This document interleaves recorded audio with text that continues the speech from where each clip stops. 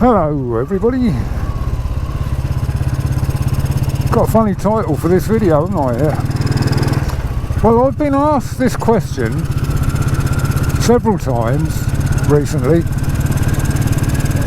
What makes a good bike? And I thought, well, I'll make a video about that. That'll be quite good. But it's not as straightforward as that, is it? And I think that is the unanswerable question. What makes a good bike?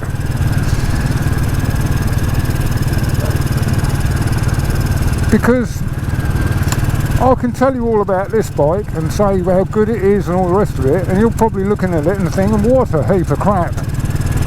I won't be seen dead on something like that. It's only an old Renfield Bullet. So it means different things to different people. There's a few of you that have got bullets, 350 bullets and that on this channel, and will know what I'm talking about. They'll say, yeah, I like mine, it's lovely, all of it. But most people that have got other bikes, I know there's people who watch this channel and watch my videos that have got other bikes, other makes. It's nothing to do with makes. It's to do with what suits you. What suits me doesn't suit you. I know it won't. It's very, very seldom you get two people that will like the same things. I mean, the people with Triumphs, they love their Triumphs, and they'll all give you a different reason why they like them.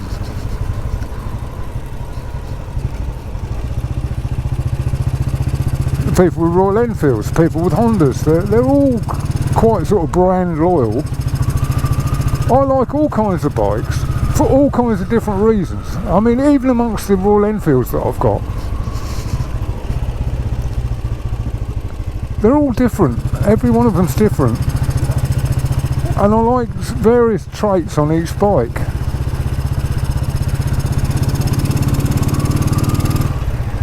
I'm riding my winter bike in the summer. How mad is that?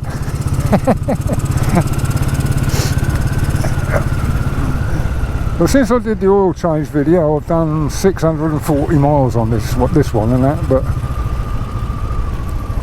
I do like this bike. Personally, myself, I like this bike. It's my go-to bike for most things. But people will look at it and say, oh, it's just disgusting. It's not even shiny, it's all rusty. And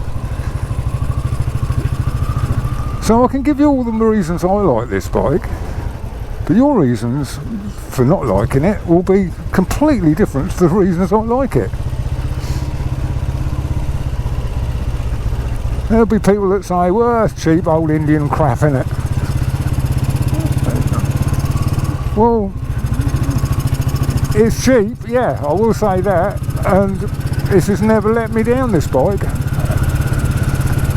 It's got 6,640 miles on the clock. It's done 1,500 miles before that, but it was a kilometre speedo, so I changed it to an Imperial one.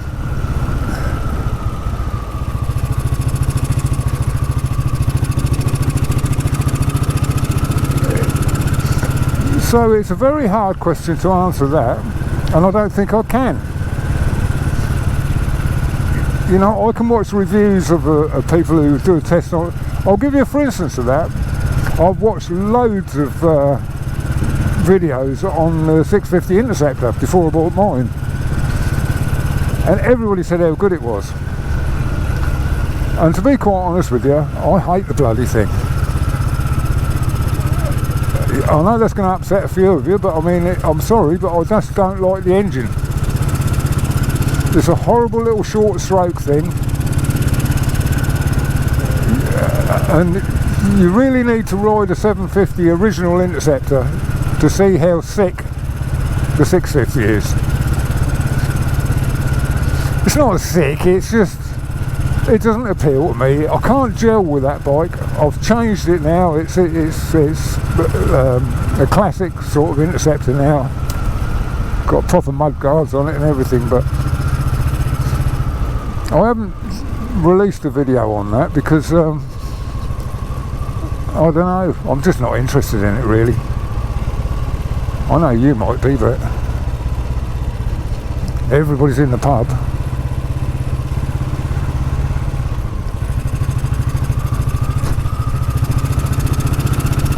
So yes, it's a very difficult question to answer that, and I don't think I can even begin to try and answer it. Of course, it's wet round here.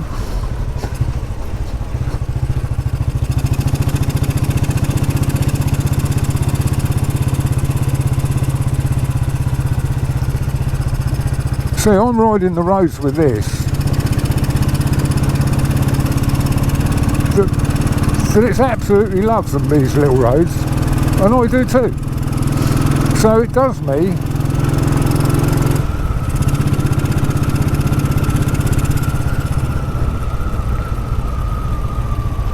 But it won't do you.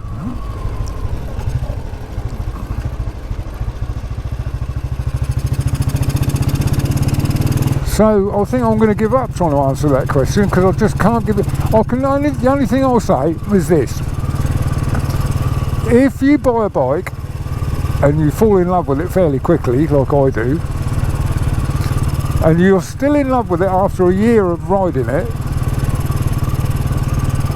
then that makes a good bike, doesn't it? For you.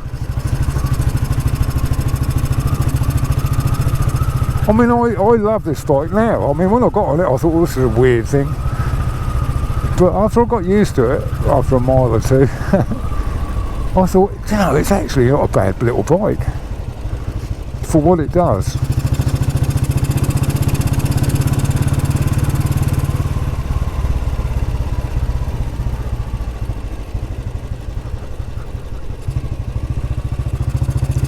Lots of sand in the middle of the roads.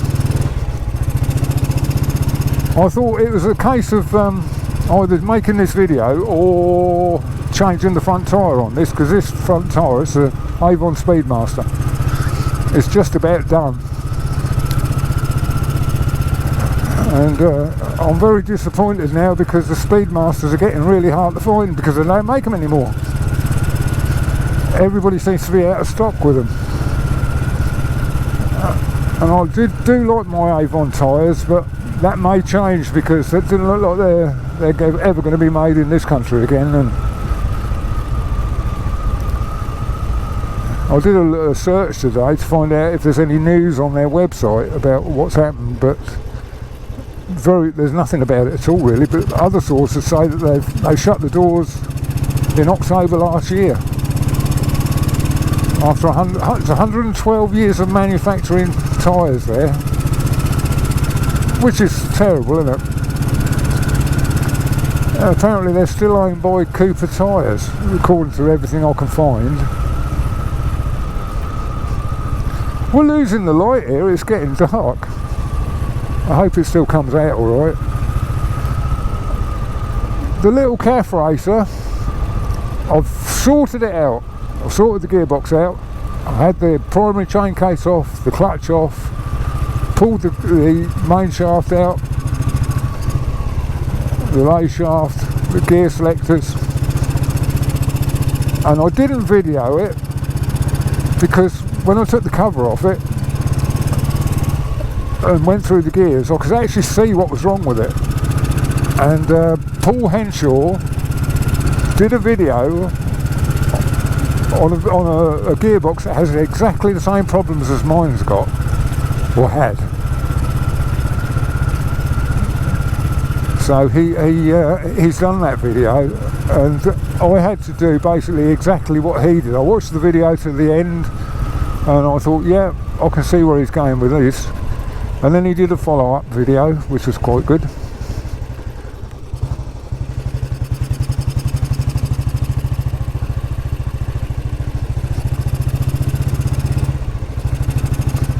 Speed bumps. Oh, crikey, that's a sharp on that one.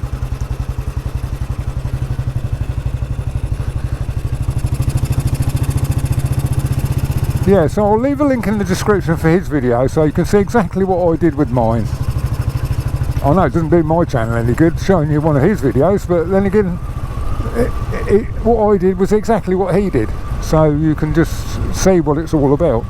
He's probably better at explaining it than me as well.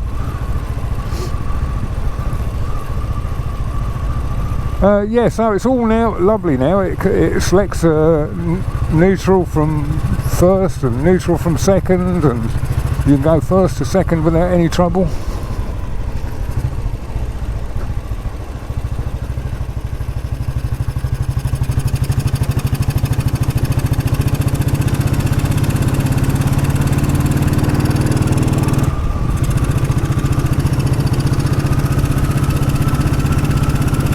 See, I've spent all my life, working life, driving big old Caterpillar bulldozers, and the D8 that I drive, it's 6-cylinder and it's 5 3/4 inch bore, 8 inch stroke, and that's a long stroke motor, that is, 8 inch stroke, and they're low revving and they make loads of torque, and I like my motorbikes like that. I like slow revving, torquey motors, and this fits the bill. The 500s fit the bill, and that's why the Interceptor doesn't fit the bill. I mean, when I got it, it was doing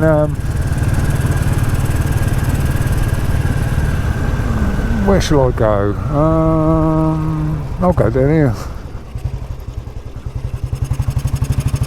In fact, I'll pull up here and you can see what all this noise is all about coming from underneath me. It's my winter Bullet, and it doesn't get cleaned much. It gets regularly serviced, but and that's it. Rusty old thing, look, but it runs like a top. And it's cheap to run, and I can get stuff in the panniers, and so yeah, that's what I'm on, just in case you were wondering.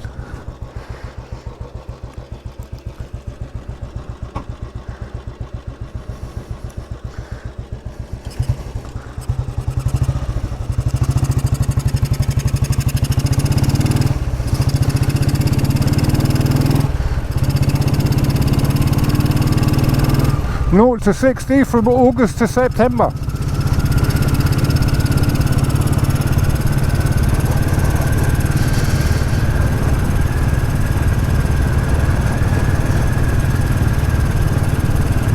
If I had to get rid of all my bikes, I'd keep one of these.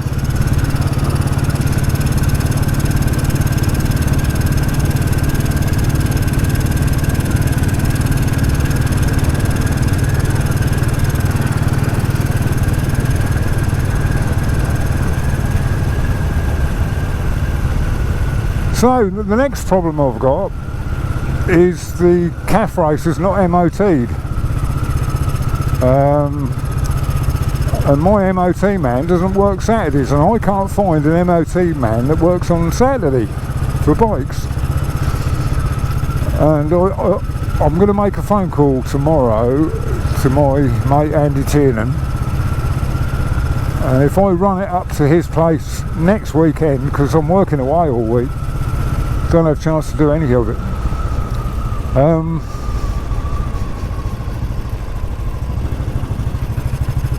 He'll get an MOT on it for me, I know he will. So it's going to be a week or two before I get it on the road, but to be quite honest with you, I've had a little sneak ride on it with no MOT or tax. Shouldn't admit that really, but oh, of course it was on private roads, of course. Wouldn't dream of going on the public highway with that, not legal. And it does go really nicely, that calf racer. So my thoughts are now turning to handlebars. And when I'm poking around in the box of bits that came with it, all the paperwork and everything. There's a full workshop manual for it, and there's I think I'm back where I started. Yeah, I'm going to go back past the pub. Help if I got it in gear, wouldn't it?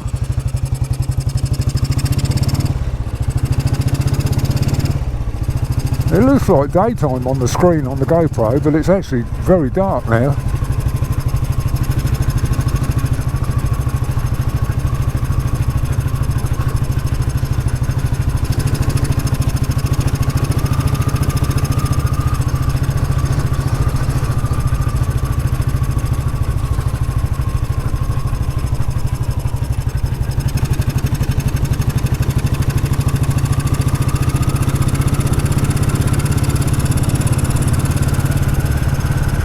Yeah, it's because it's geared up one tooth on the gearbox sprocket as well. I mean, the guy paid over 300 quid to have the sprocket changed. I mean, it's outrageous, that was, really. They didn't need binoculars to see him coming, did they? So, yeah, so it's 19-tooth gearbox sprocket now, and it does go really well. It goes better than my classic Chrome 500.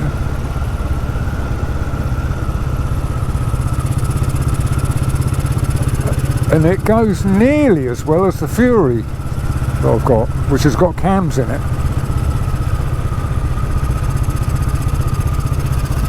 And my Fury will give that 650 Interceptor a run for its money, believe it or not. So they're all good bikes. To me, they're all good bikes. If I've got something, if I buy something and I don't like it, and I still don't like it, and no matter what I do to it, and I still don't like it, then it goes. I'll get rid of it. I've kept the Interceptor because I don't know. I've changed everything on it. I've changed the tank. I've changed the seat. I've changed the forks. I've changed the shock absorbers. I've changed the exhausts. I've changed the wheels. I've changed the mud guards. This is a big old humpy back bridge. Ooh.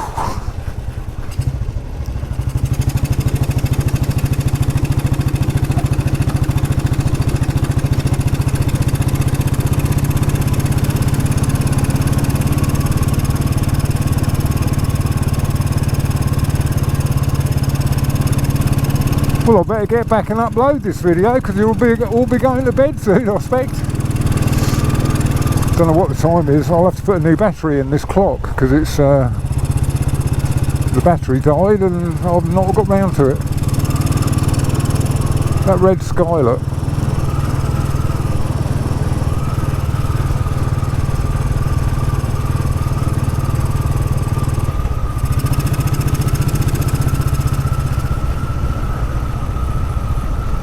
I'll better end this video here because I expect it's gone on for about 3 hours now.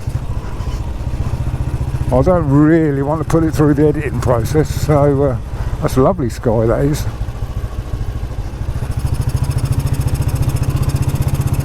So yes, have a think about your favourite bikes, what makes a good bike, and go with it.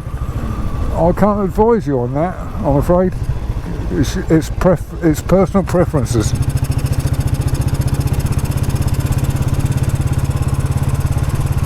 And nothing more.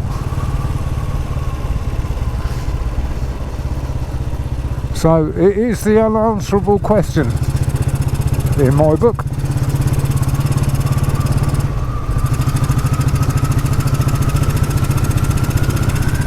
Got the moon up there, the moon's coming up as the sun's going down.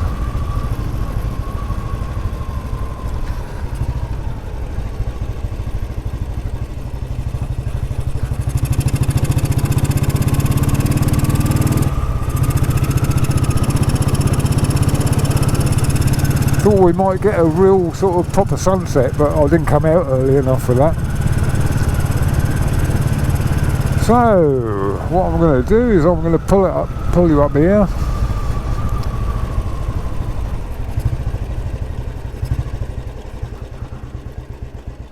and cut you off until the next one. Probably won't be for a few days because I'm working 12 hours a day and I just can't be bothered to do anything after I've finished. Yeah, there we are. Little old bullet. Dear little old thing. Just keeps going and going and going. It'll outsee me. Alright, I'll see you on the next one. Thanks ever so much for watching. Leave a like if you like it. Very appreciate it. Bye.